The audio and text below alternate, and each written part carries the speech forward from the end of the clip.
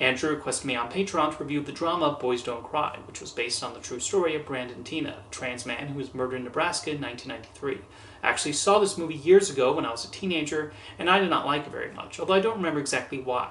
I think the story just did not really grab me. However, it was a film I'd been wanting to revisit for a while. Watching it again, while I do find Boys Don't Cry to be decently directed by Kimberly Peirce, I don't think it digs deep enough into the people on screen.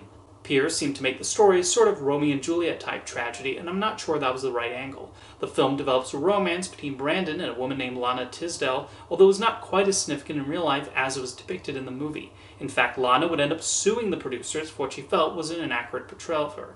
I actually thought she was the most developed character in the movie and one of the few sympathetic people, as Lana continues to support Brandon after finding out he's a trans man and defends him from the rest of her family and friends. So it's interesting that the real Lana felt she was depicted in a negative light in the movie.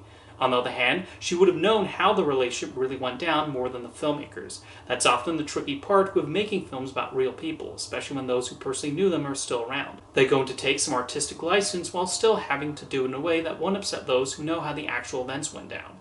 Kimberly Peirce went for a largely naturalistic approach in her direction, showing Brandon living in the small town, and that he ultimately just wants to hang out with the guys, drink beers, drive trucks, and do other kinds of things. However, as I said, I don't think the film develops the people on screen enough. They don't become particularly interesting characters, with maybe the exception of Lana. About playing one of the murderers, John Lauder, Peter Sarsgaard said he wanted to play him as charismatic as possible to give an idea of why Lana, Brandon, and others want to spend time with him.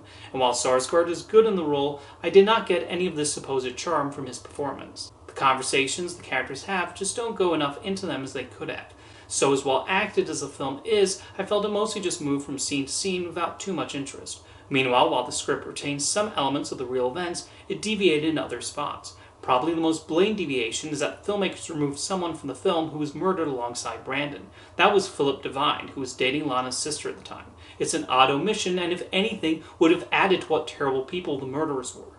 Of course, the main thing that people talk about with this movie is Hilary Swank's performance. Swank does make it believable that Brandon would be accepted into this group and become one of the boys by, much like Brandon, cutting her hair and binding her chest.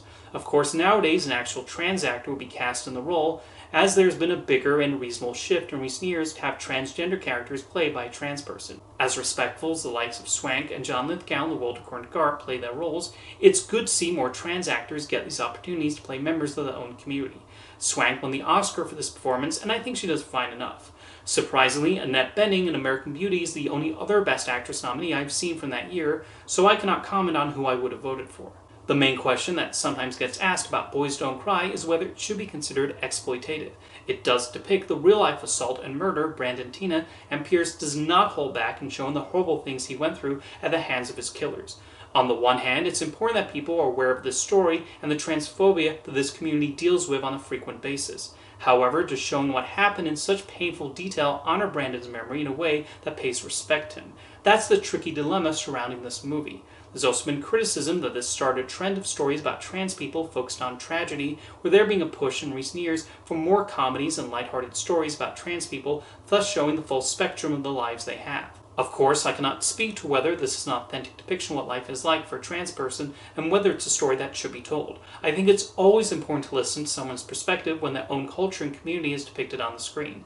There's a great documentary on Netflix titled Disclosure, which interviews members of the transgender community about how they've been depicted in media over the years. There's a section that goes into Boys Don't Cry, which presents differing views on the film and its impact. It's well worth a look. As for Boys Don't Cry itself, if you've seen the movie, let me know your thoughts in the comments. And thank you for the request, Andrew.